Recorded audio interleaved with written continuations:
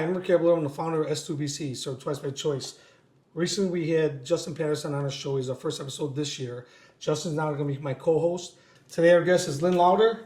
Lynn, pleasure having you. I'm very honored to have you here. Thanks for coming out. Thank you. Justin? Howdy, sir. Hi, John. Nice to meet you. Nice to meet you, brother. So, we want to get Lynn's story. Lynn was a Vietnam veteran.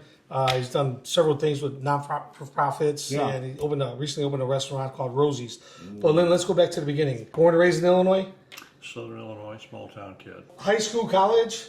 Went to high school and had a drill instructor for a football coach. Marine. Yeah. Had an impact on all of us. And I could play a little football. I was a runaway when I was a kid. So I needed, what a lot of young men need. They need to see how Love men and operate. discipline. A little discipline, yeah. Exactly.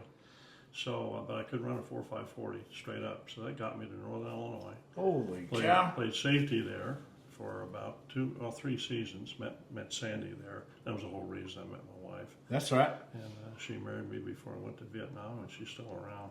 Nice. Good for you. Yeah, I'm a really fortunate man. Academics, I could have cared less about. Yeah. So I rode that horse for a little while. Yeah. But wanted to go to Vietnam, and all my high school buddies were either coming, going, or there. Right. And most were Marines because of Coach Calvin. So Yeah. that's how that worked. So you made a statement saying that you saw a poster when you were in second grade, and from that point on, you want to be a Marine. I did, Yeah, What was with the poster? it was one of those recruiting posters, and you got all these Marines in dress blues. Yeah. And I'm second grade or whatever. You look Sure. at it and you go, wow. But you know what? Still got that memory right in there. That's right. It's Yeah. stuck. Yeah. Then I saw a movie called Battle Cry when I was in fourth grade. Okay. And I was sold. I was ready. Yeah, I read that in your bio about the battle cry. Now, what resonated with you in that? Is there a particular scene, or Yeah, there was. you want to tell me? Sure. It was when Danny, the kid the naive kid, and they were in a bar in San Diego, and he was upstairs with a lady, and the first sergeant knew that he was getting rolled. And I loved how they all pitched in together. That's right. Got ready to fight, and they got down. That was it. Yeah. All in. Well, the other Yeah. thing is, no offense to the Army, but we do have a better looking uniform. I'm not going to argue with you there. We do. Yeah, it was We great. got bust balls, It's kinda Yeah, absolutely. Yeah, it was So great. yeah. So how was boot camp? It was good. Gunner Sergeant Bell, my senior DI, he singled me out early on.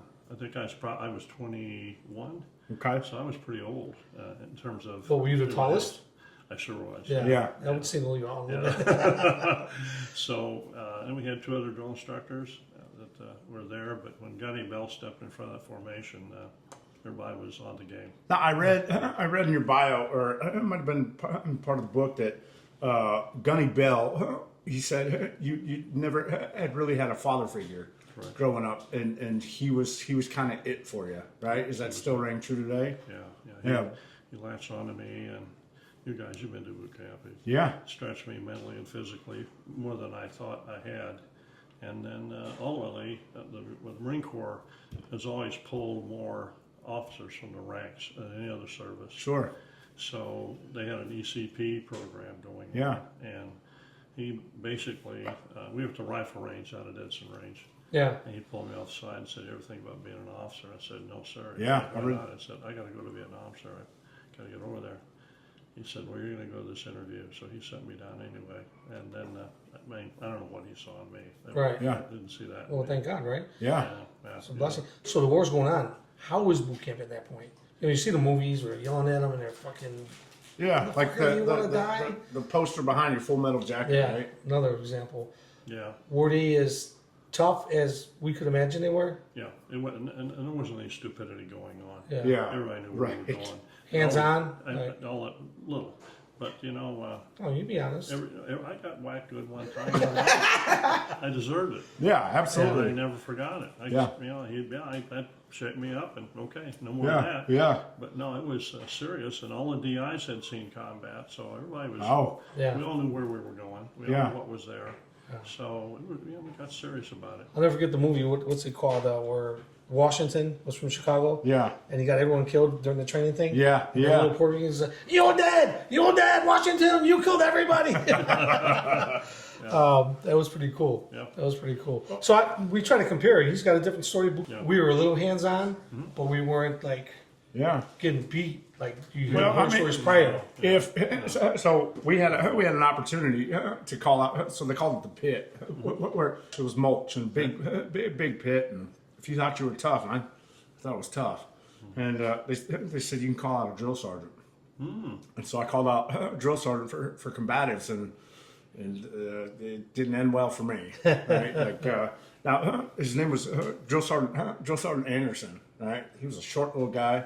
And I rolled him up pretty quick, but they didn't say it was one against everybody, but it ended up being one against everybody. And they put me in my place real quick. And but the thing I admired about it is they beat your ass, but then they loved on you. Right?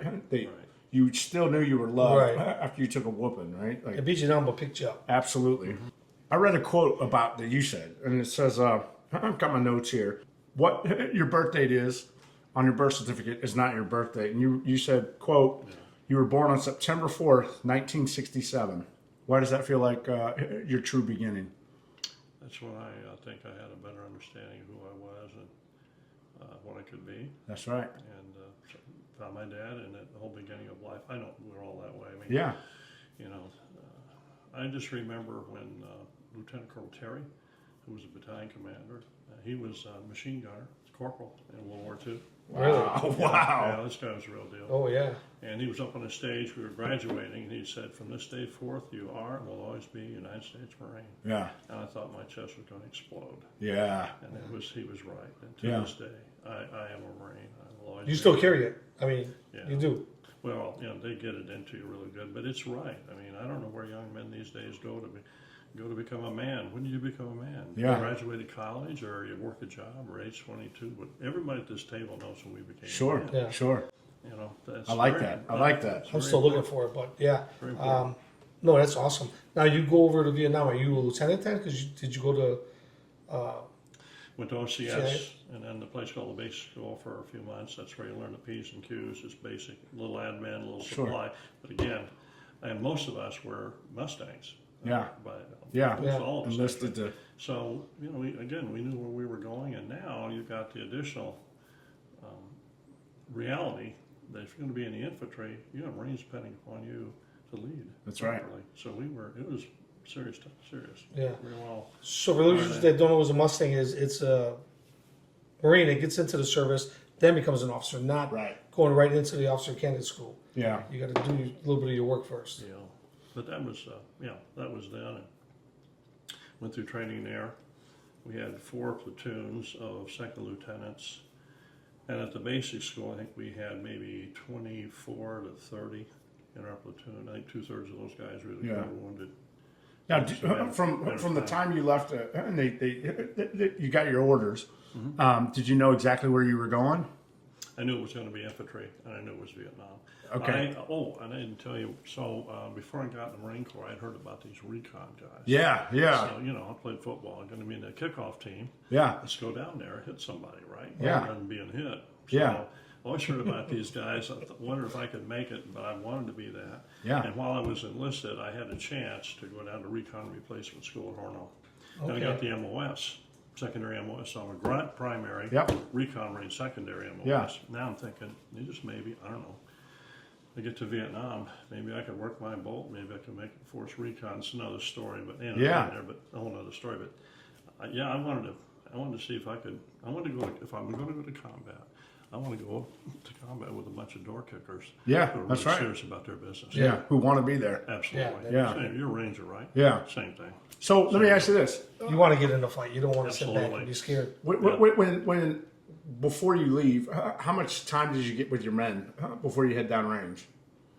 You mean Like as far as like we would do a train up before we go. Like, as a unit? Yeah. None of that.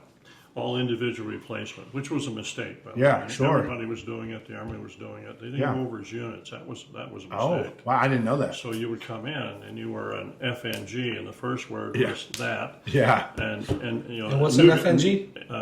F a new guy. But the point of all that is in the infantry, as you know, and especially in recon, until you're out there, you can be a liability to your unit. We all realize that. Yeah. So you got to keep your eye on those guys so they don't get not only themselves in trouble, but everybody else. Right. So we used to call it getting your bush sense. Once you got your bush sense, Okay. Combination of sight, smell, hearing, hunch. You know, now you're dependable. Now you're not going to do something stupid. So did you guys do the kind of like a left seat, right seat rides? Like you get in the country and you kind of have a mentor who's like, this is your area of operations, and kind of like a leader's recon. When you got to, we had a 707 plane. Yeah. Flying over to Vietnam with a whole plane load of second lieutenants. Can you imagine that? Oh yeah. But anyway, half went north of the 3rd Marine Division, and half went to I Corps. That's where I went. Okay.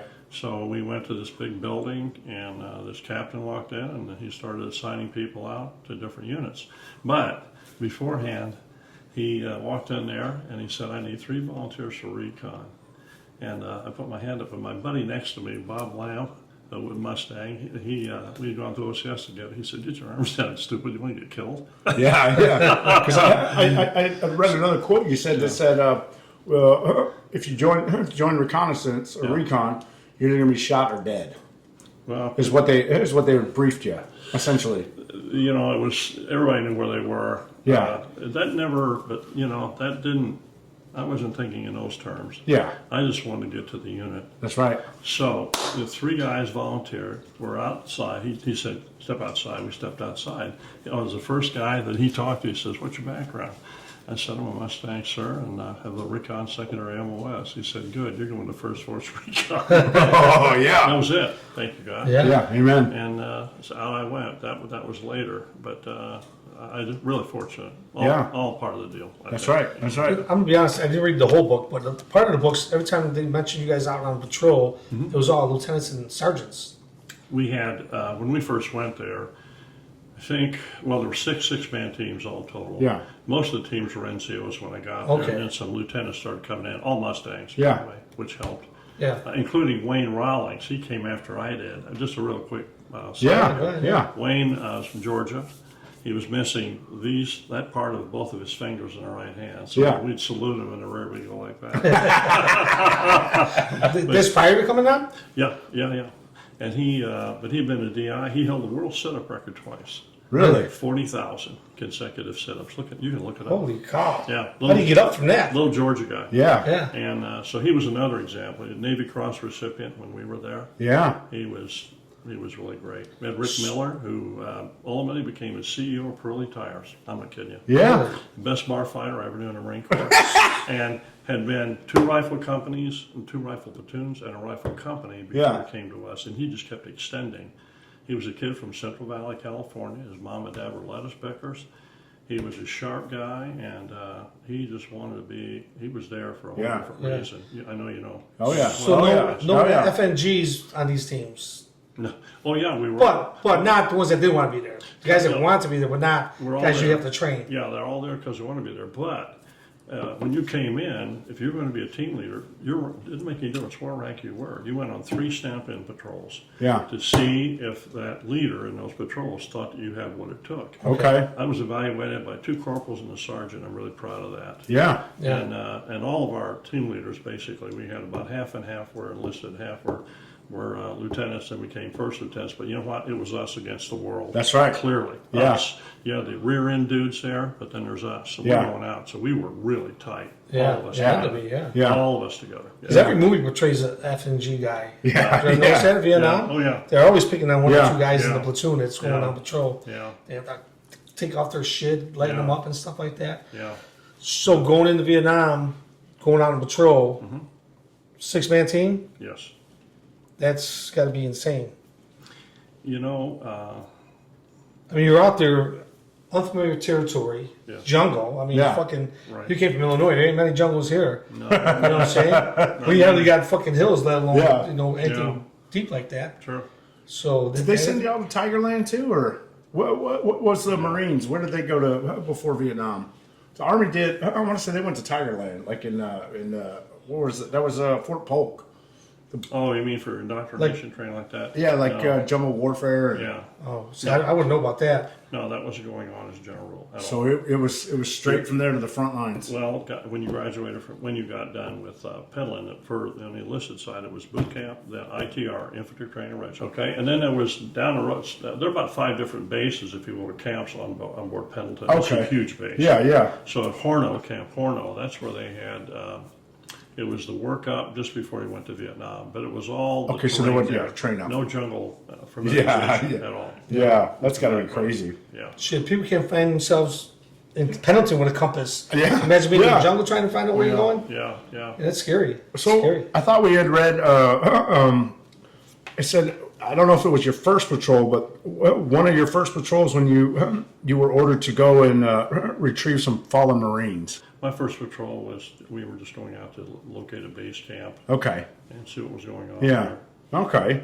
What about your first firefight? It said you question whether you're going to survive the war or not. First patrol. Sergeant Carcass. What a name to have. Yeah, right? Yeah, Sergeant Carcass. Sounds like a Marine. He had been at Third Force in a previous tour. Now he's with us, and this Yeah. guy was on his game. Tough as nails. So we were inserted out west of base area 112. We were way out, but what we would do, Rick, when we would fly, and we would do an overflight a few days before in a CH-46. So you got your 1 to 50,000 map, and you're orienting on what your area was. Your safe zone was 4 clicks. But a safe zone of 4 clicks we were in. No artillery fire or air cover. Everything was supposed to be thrown in there unless it was cleared by our headquarters because we were in there. Yeah. But there's nobody but us and the Indians out there, that's all. So we did find the base camp, and we were there to be, Eyes and ears. Pooping, exactly. Yeah. We were pooping and snooping to see what they were doing, to look at their condition, things of this nature, and then direct action, ambushes, prisoner grabs too. But this one, this is my staff-in patrol, so they got me buried with all the gear. Yeah. So they loaded this lieutenant up with all the stuff. Yeah, yeah. They got everything else. Yeah. So describe the adrenaline, like the nervousness, the rush that's going through your head coming up on this base camp. Well, we got in there, and it was by a river, and the dirt, if you will, it wasn't any grass on there, but you could see fresh imprints, Ho Chi Minh sandals. Yeah. And there was little campfires around smoldering still. Wow. So they had just cleared out. Yeah. Fresh. Exactly. Yeah. And then you're going, now you're on the alert. Yeah. So we checked around. There wasn't anything left behind. And you're not supposed to run trails. That's one thing you're not supposed to do. But for some reason, Carcass decided he wanted to get out on his trail along the river and move in a southwest direction. So we're headed down this trail. River's over here. Again, we're seeing fresh tracks in front of us. So something's going to happen here. Sure as a world, some NVA guy walked up on our tail end, Charlie. So he cut him down. Yeah. And then the guy had a pack full of all sorts of medications. Most of it manufactured in Eastern European countries. Sure. So you killed the medic.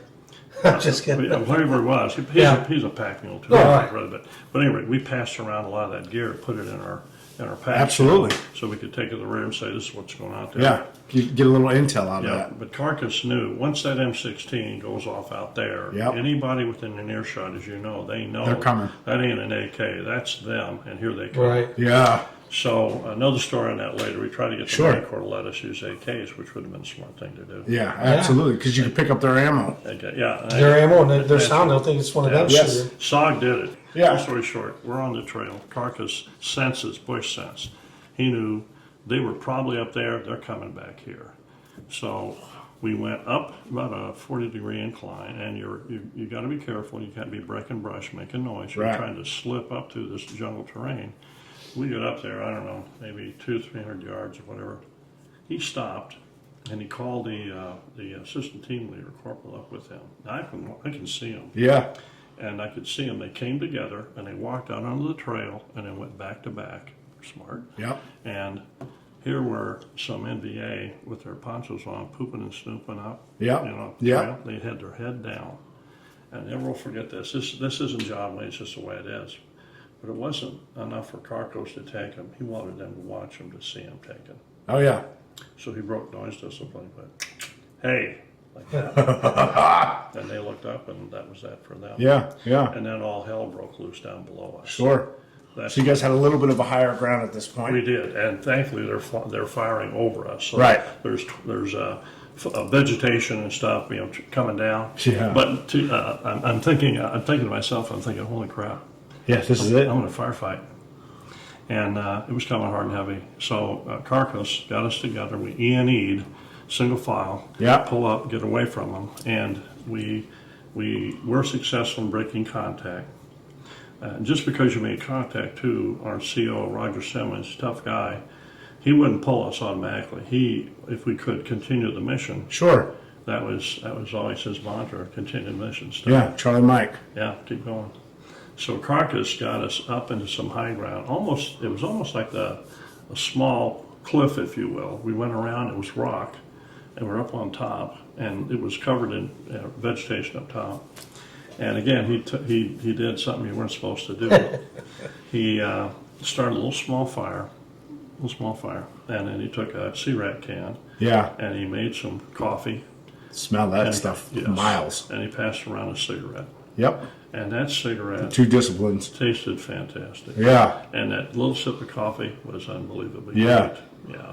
So we didn't get caught. He knew enough to keep it on a down low. But Yeah. this guy was a savvy guy. He knew, steady the boys down. We had a few moments here. And he Yeah. did. And what was So, his rank? Sergeant. Sergeant, huh? Yeah, retired. I think he retired a gunny or first His sergeant. buddy boss and all Yeah, that. yeah. Yeah. Really good guy. Good FNGs. patrol leader. When I first got there, let me back up a little bit. When I landed on the ground out there, chopper at Amwar Combat Base, that was our rear area. That was the 5th Marine Regiment. That was their base area in Vietnam, by an old coal mine place. Yeah. Southwest of Vietnam, Da Nang, about 26 miles. So this guy, Bob Hansen, was there. He was the communications officer for the unit. He picked me up in a Jeep, drove me to our compound. Get in there, he said, drop your sea bag over in that tent over there. And he said, and we'll go see the old man. Yeah. So he said, no, I'll walk you over there. So I walk into this tent, and there's an empty cot over there. And he said, you can dump your stuff on that empty cot over there. It's empty now. And I said, oh, did somebody rotate out? And he said, well, the man was speaking. He said, that was Lieutenant Slater. He was killed about 3 days ago. Wow. John and I went to boot camp together. Wow. He was the one that wanted to go to OCS. Yeah. I could have cared less. Yeah. I kind of got caught up in it because he was fired up. Sure. He's a good guy, Yeah. hard charger, and he was taken out a few days before I got there. Did you have kids? No, he was single. Okay. And a only child. Yeah. His mom and dad never got over that. Yeah. What was his name Well, again? imagine So we can say his name again? John Slater. John Slater. All right. In my restaurant, as Rick knows, we have a missing man table. Love it. There's a flag there, casket flag from the Springfield Cemetery. A veteran came in there one day and said, can you use this? And I said, yeah, I could. He said, well, all right, I'll fix it up for you. He made a triangular presentation case. He asked me if there's anybody that I'd like to honor, and I said, yeah, John. Yeah. And in our restaurant, you'll see there's a plate. Love it. Lieutenant Slater. Yeah. Good guy. That was John. The second thing that happened real quick, before I went into Snap-In Patrol with Carcass, he got winged with an AK-47. I saw him come off the plane. You could see the path Yeah. of that bullet, right? Yeah. The deltoid right here. Didn't take him out. He stuck around, but there was a couple things hit early. Number one, John isn't here.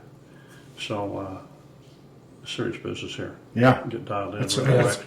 That's reality sets in real quick, right? Yeah, and then seeing Carcass with that 47 around, on the outside of his deltoid. Yeah. So I'm thinking, This is real. get real, get serious here, And buddy. for a guy like you gotta get little. Yeah. Yeah. All right. Big targets. Yeah. But those little wake-up calls. I'd read a couple books on Vietnam before I got there.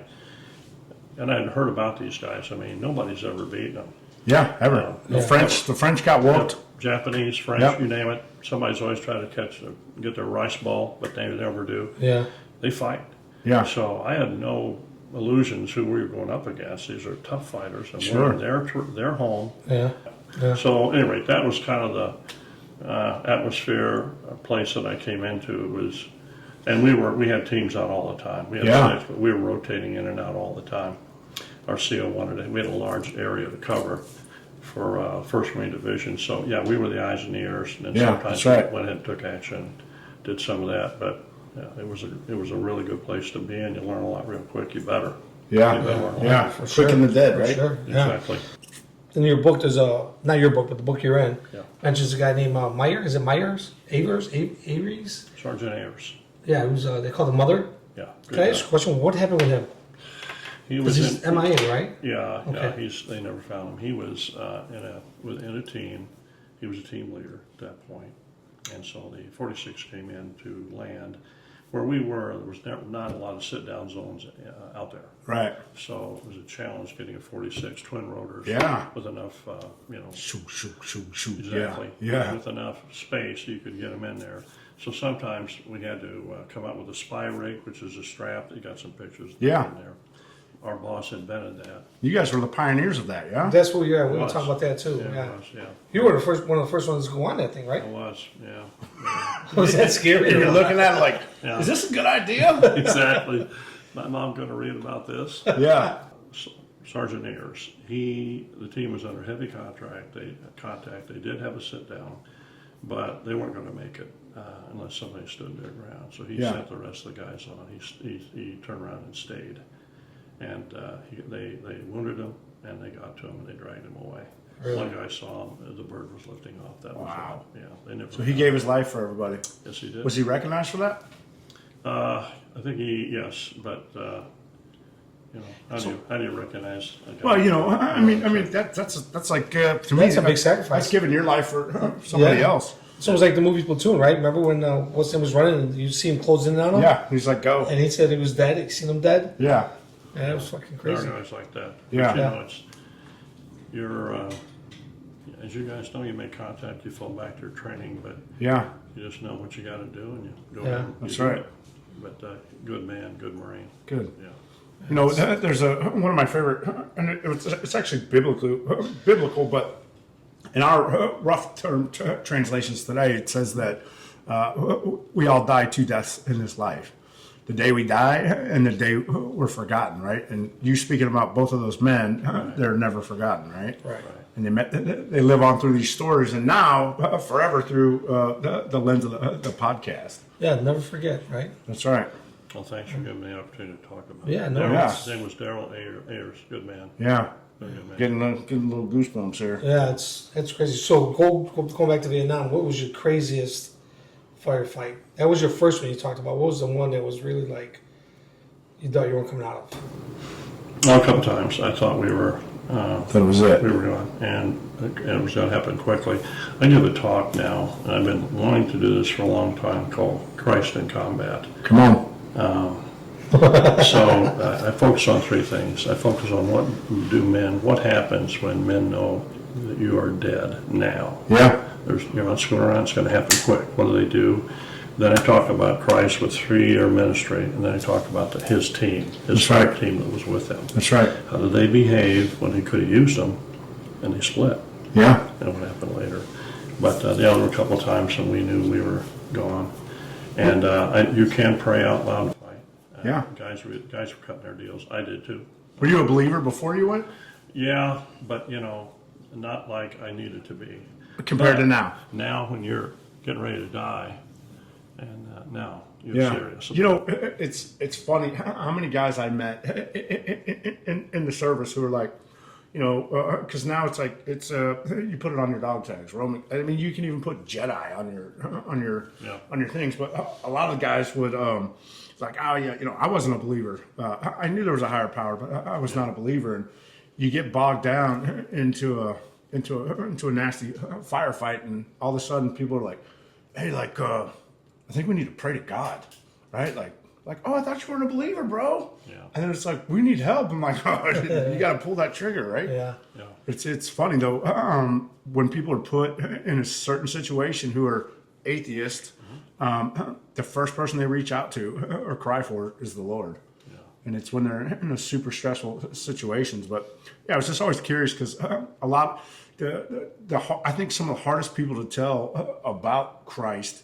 are soldiers, right? Because you're dealing in death. You're killing, they're killing, and you're like, there's no God out here. But for me, it wasn't for years later that I came to know. So we knew, and we're all cutting our deals. The deal's always the same. Yeah. Please, Father, get me out of here. I'll be good. It's almost like your spirit is almost like opening a bottle of champagne. It's starting to, it almost bubbles out. It's like it's trying to help you say what you need to say because it knows you're done here. Now you're going there. Get it straight. Yeah. So that.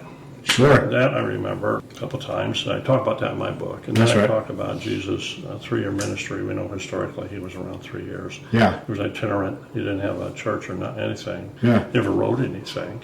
Bouncing around these little small podunk towns. That's right. Recruited some just regular guys, so to speak. Fishermen, tax collectors. And they would list them, and they saw him do some pretty interesting things. And when it was showtime, I liked a couple of things. I liked the fact that he basically fishtailed a little bit. Yeah. And asked his dad, "Are you sure this is the way to go? Are you sure it doesn't work around here?" I don't blame him. Yeah. And then he bucked up and he did what he had to do. But his boy split on him and took off. Yeah. Because men will not die for a known lie.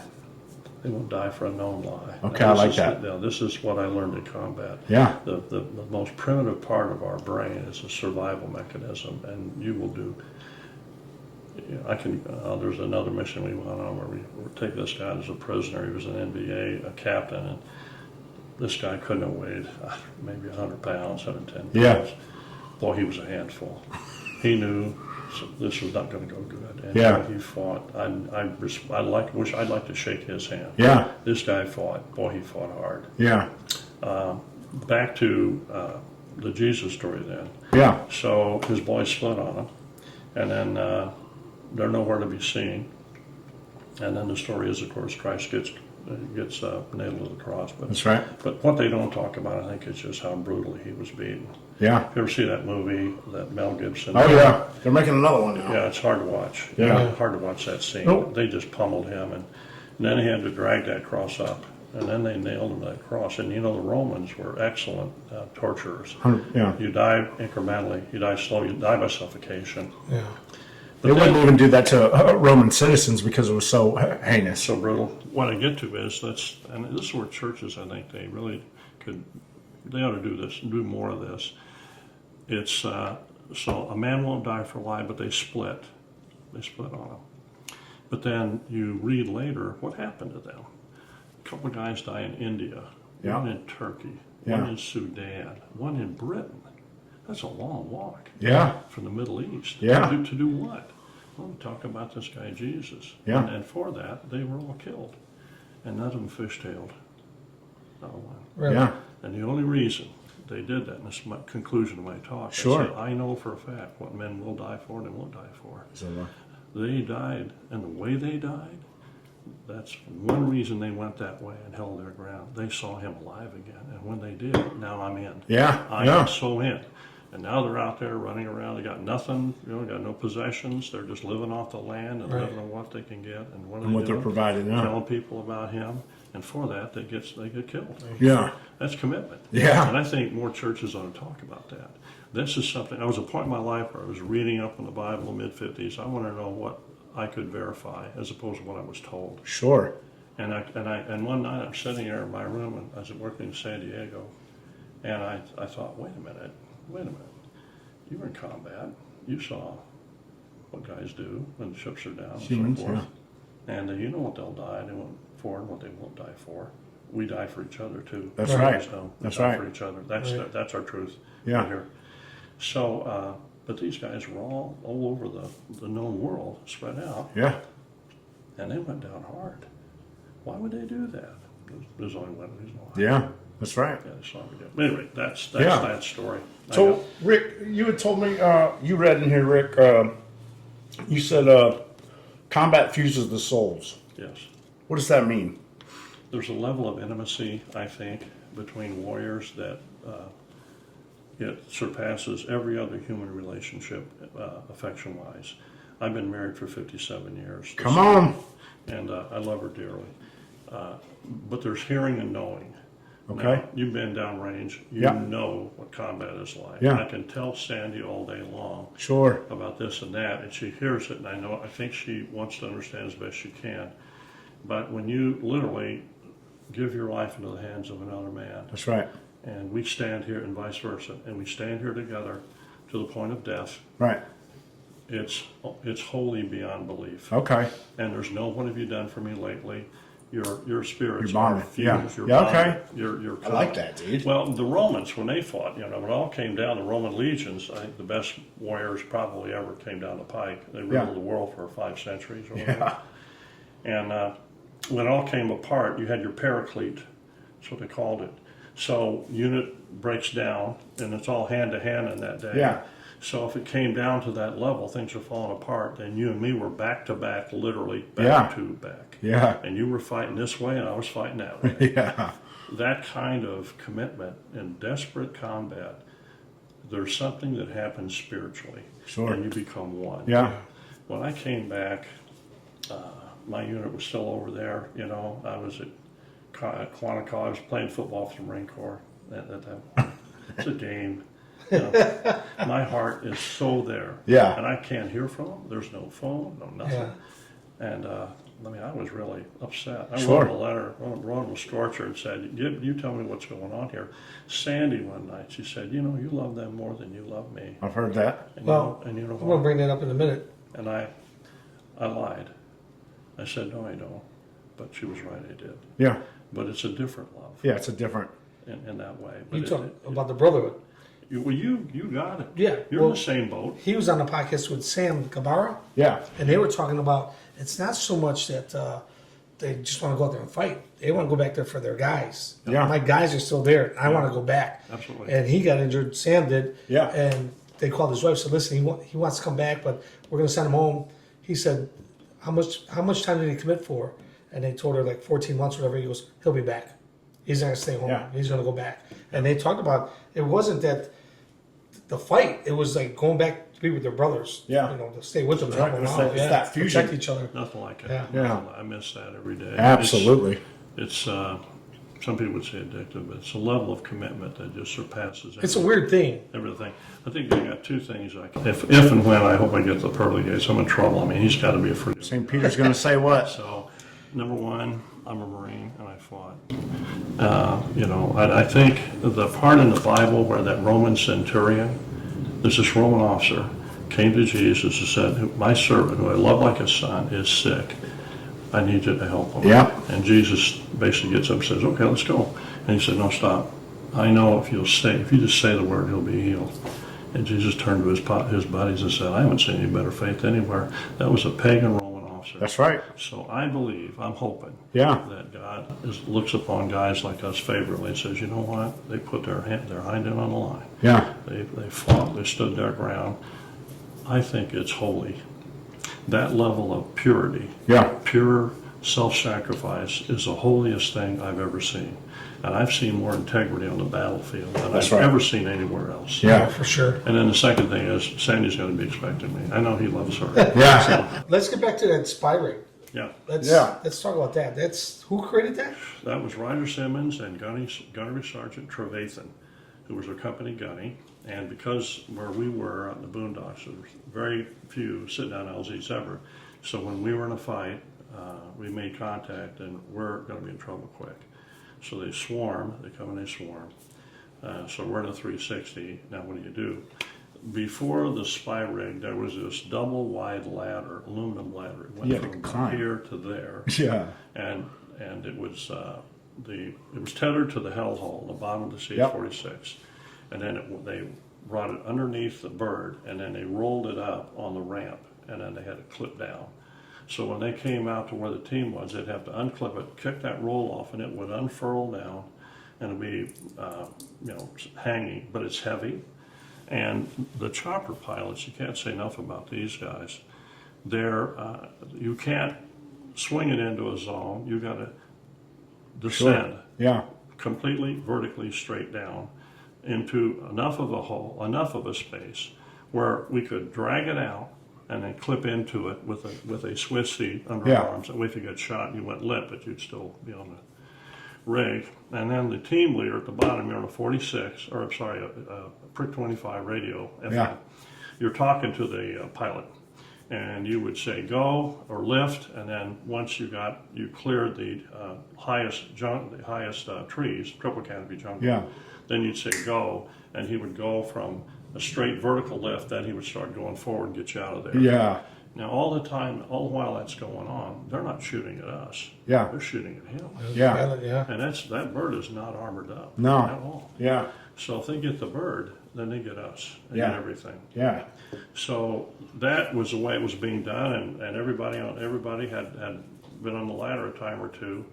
Then the way that I heard it from Gunny Trevathan was they were at a Natrang where the Army guys were working out. Yeah. And they had some straps they were using in the Hueys, the Huey transport, the Huey hotel.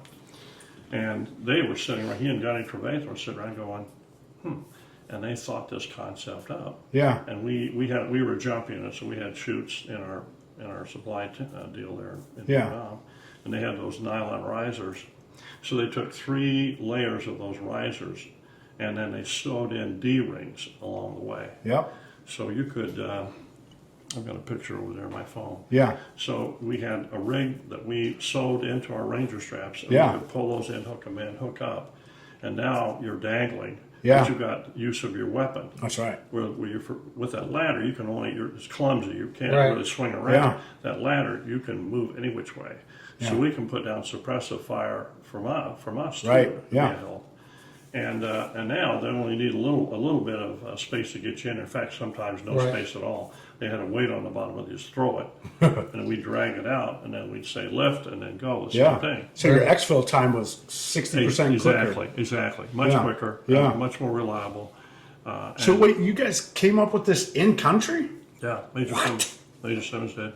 That's He crazy. came back, they did it, they sewed it up, it had 3 anchor points, Yeah. and that 10-pound weight, I think it was 10-pound weight on the bottom. So now a lot of testing to make sure it worked. I'll tell you what, they right on Hill 34, which is a rear base there, Major Simmons did the first ride on his own. I thought Good for him. Lead from the front. Oh, yeah. Right up, spun around, and then he had me up there with my team, and we hooked up, and we went around.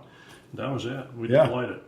Then it didn't take too long. The word got back to headquarters of Marine Corps, something about this going on. And he gets a correspondence from upstream, said cease and desist using that. That has not been approved by the Recon Development Branch in Quantico, Virginia. All the bureaucracy. So Nothing that's going to help the guys. Oh, absolutely. So they made another, sent it back, kept using it. Yeah. And it's still being used. Yeah.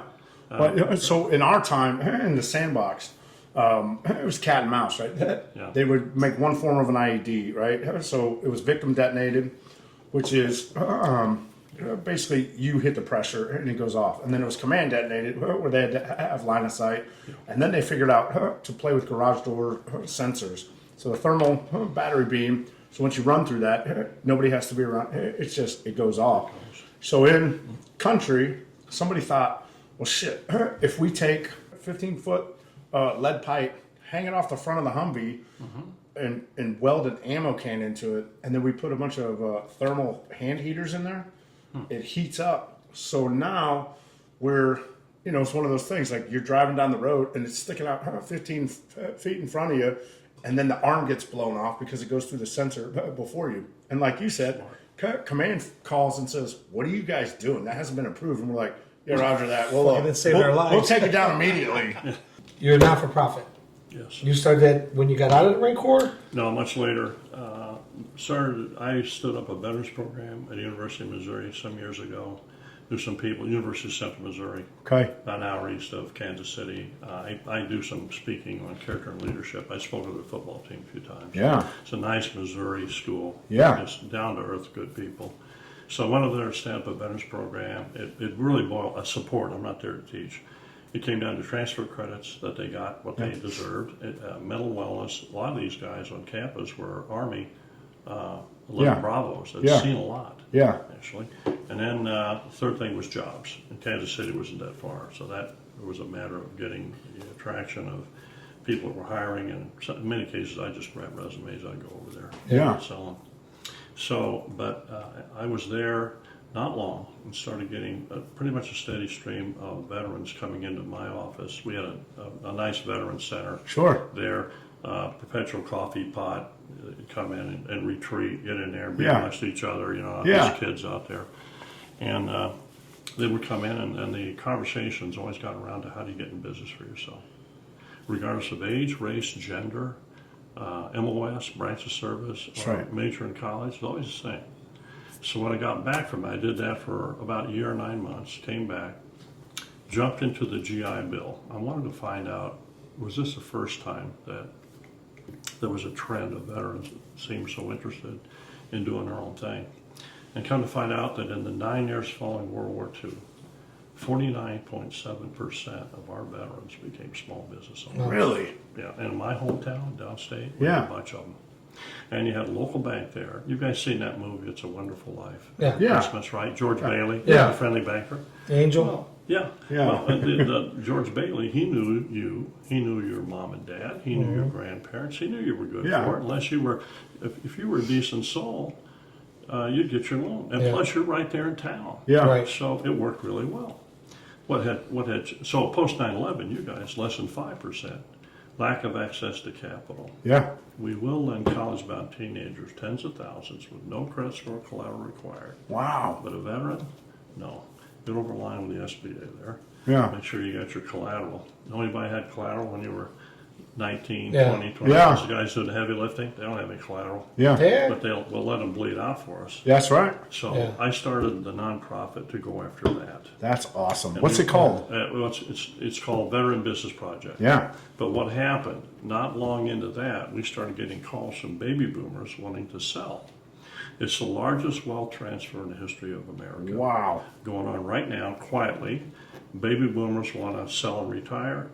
Most often, their kids don't want the business. Right. Sweat and calluses, I guess. I don't know. Well, Yeah. a lot of times the business goes under when the second generation picks it up. Yeah, but this is That's their a good point. and this. But these people, it's their baby. You know, they brought it up. In Yeah. most cases, they were started. They don't want it to just do down. It's part of their legacy. Yeah, exactly. And the other part about it is, so unless they can find a competent buyer, then close the doors and you're done. Yeah, And yeah. they want it to live. They want it to go on. So they would call us to see if we knew a veteran That's crazy. who might be interested. And over time, we pivoted our nonprofit to head right into that. And we're the only nonprofit that we know of in the country doing this. I've never heard of it. Anything like it. No, and the DOD still talks about startups and everything, but the failure rate in startups is about 85%. Yeah. Yeah. But why would you do that if you could find a business that's got customers? Yeah. You look at their financials. Are they making money? The infrastructure's all there. It's all there. Yeah. And so now you know what you're getting. Yeah. So that's the path that we've been on now. And it seems like the path of least resistance, right? You don't have to find the clients. You don't have to find the logistics. Yeah, I'm not the smartest guy in the world, but I can see the difference there. Yeah, sure. And so we basically formed a business model. There's eHarmony to get a date. So we have vHarmony. Yeah. So it's a veteran or military spouse that's Yeah. looking to get in business. We match them with an existing business looking to sell. Yeah. And then we assign a coach, one-on-one, who's done it. Yeah. Not a college professor, somebody that's been a business Boots person, on the ground. Boots on the ground. And we coach them through those 8 steps to get a business. Now, most of the folks are going to come and they're tire kickers, they're looking. Yeah. Then you got a few that know exactly what they've got the business selected already. Sure. They know what they want to do. And so in that case, the challenge is getting them financing. And then everyone in between all those steps, Right. from business selection to negotiating and all that. How many roughly, just ballpark, how many not success stories, but how many veterans have you actually helped get into a business? Just Well, number one, there's people that shouldn't do it. 'Cause they're not Absolutely. ready. We And know that. That's Yeah. a decision. But I'll put it to you this way. Of all since 9/11, of all the veterans that want to get in business, they say it's 25%. There's this organization that does the statistics. Sure. 6% end up doing it. Right. We have put over 55 businesses in business. Wow. And our success rate is 16%. Wow. And it's 2 reasons. It's the process and procedure. Yeah. Which is laid out, we're trained linearly and sequentially. Right. That's how we were taught. Battle With the calendar. rifle, we had to we had to nomenclature, we had to memorize the parts of the body, the structure of the rifle. Yep. And then we had to break it down, tear it apart, dry fire, Yeah. And then we go out on the range, and then we limited firing, and then more dry firing and so forth, and then they put you on the range to shoot. Right. And then you got a rifle coach right here over your shoulder. Yeah. So it's linear and sequential, the process. And when the veteran gets that, then they know what's going. They learn Yeah. So the number. So at any rate, here's how it boils down. So I go down now. I talk to the Tier 1 operators down in Tampa. These are the Delta and SEALs and MARSOC and the Air Force PJs. And the guys asked me to come down there and talk to them about entrepreneurship as an option. Now, these guys are retiring on 20, 30 years of hard humping operationally. We've never seen folks like this. Yeah. And these guys don't look like NFL linebackers. No. They look they're fit. Yeah. But they're kind of like regular sized dudes. You and I'd stand up. Yeah, absolutely. A lot. So I go in there and I basically give them a 40-minute talk that breaks down kind of along the following. I tell them, number one, I want to make sure we all understand here that nobody gives a crap about us like we do. Are we clear on that? Because nobody gets us like we do each other. So number one, we got to do better at taking care of our own. Yeah. So I start from there and I talk about the history of entrepreneurship and I say, here's how this works, guys. Now, and many of them will form like we'd form often if we're operators and we know each other. We say, you know what, heck with us, let's form our own consulting company, and then we'll work for one of the alphabet agencies. Yep. And they'll call, they call you up and they say, Rick, hey, I need a team in Bogota in 48 hours. Can you get there? And you'll say, sure. You call us all up, we get our go bags, and we make a lot of money.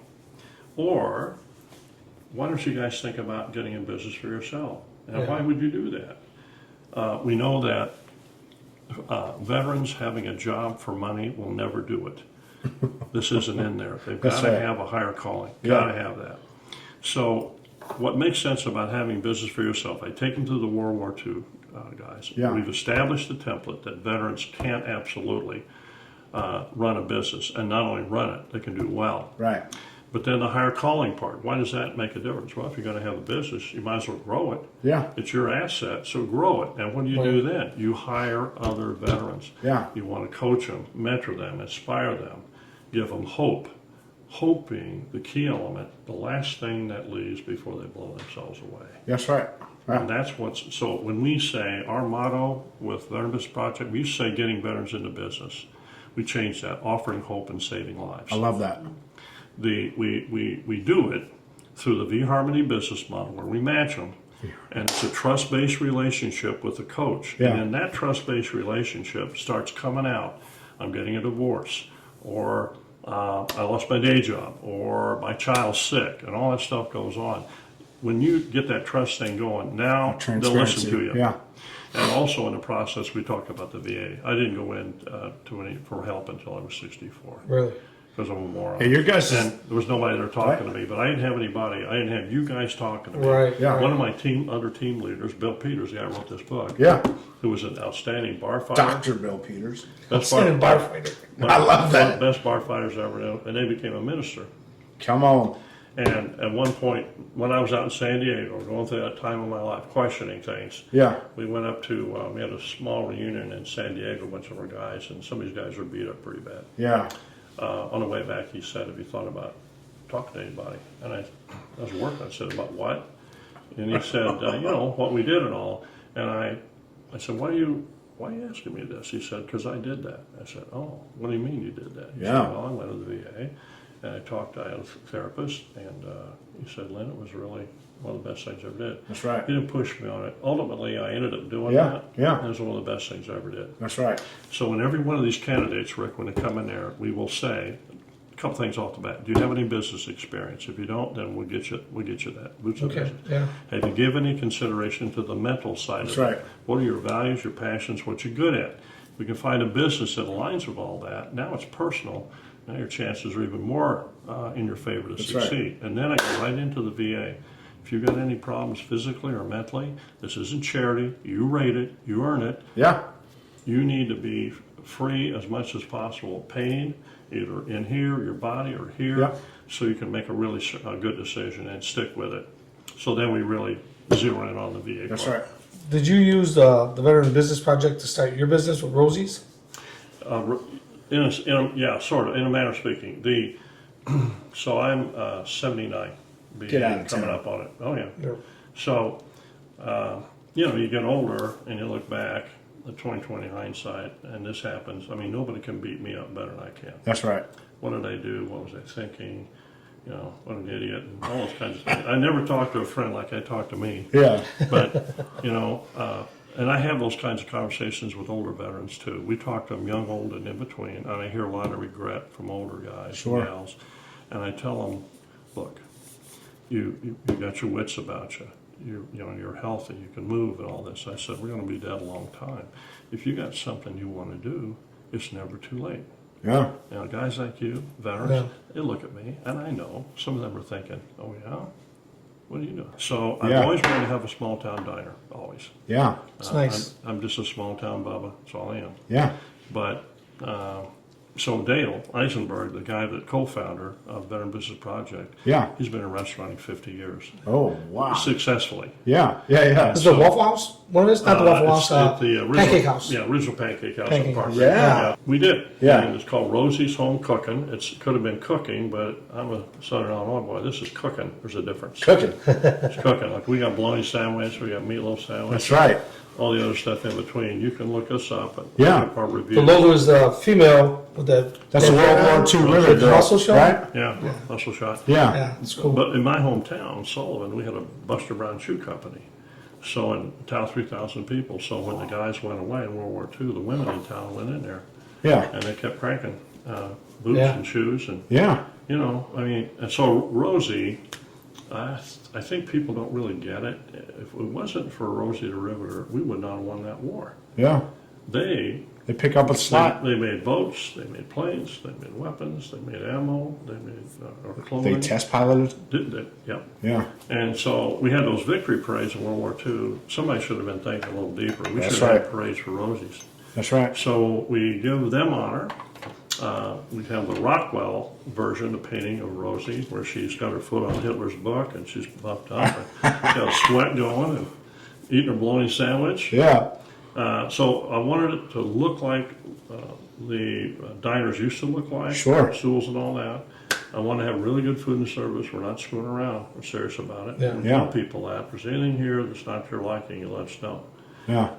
Some decent rock and roll, 50, 60 style. That's right.